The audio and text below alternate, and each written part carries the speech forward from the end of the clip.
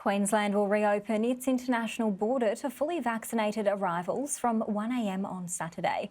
State tourism leaders are predicting it will take at least 12 months for business to return to pre-COVID levels.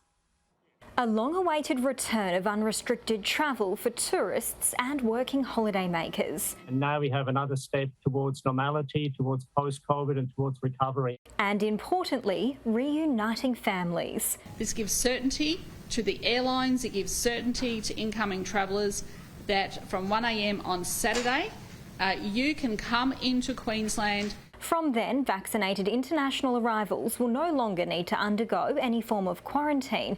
They will be asked to undertake a rapid antigen test within 24 hours. Unvaccinated arrivals will need to do 14 days of hotel or facility quarantine. I think the initial inflow will be those visa holders who are already waiting overseas to get into the country, the students, the international students, hundreds of thousands of them for Queensland and for the rest of the country that have been missed here as contributors to the tourism industry, as part-time workers. It's predicted travellers from Korea, Japan and Singapore will arrive first, then Europe and the US.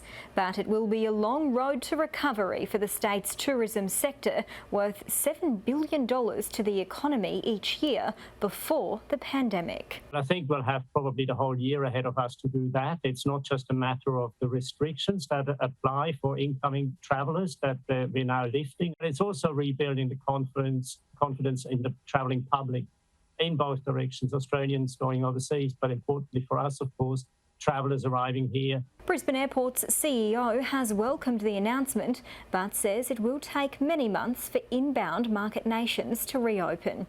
We are not expecting to return to 2019 routes and passenger levels until 2024. It will take some time. We have no illusions about that. Queensland was set to reintroduce quarantine-free international travel arrival once the 90% double dose rate was achieved. It's currently at 88.8% fully vaccinated.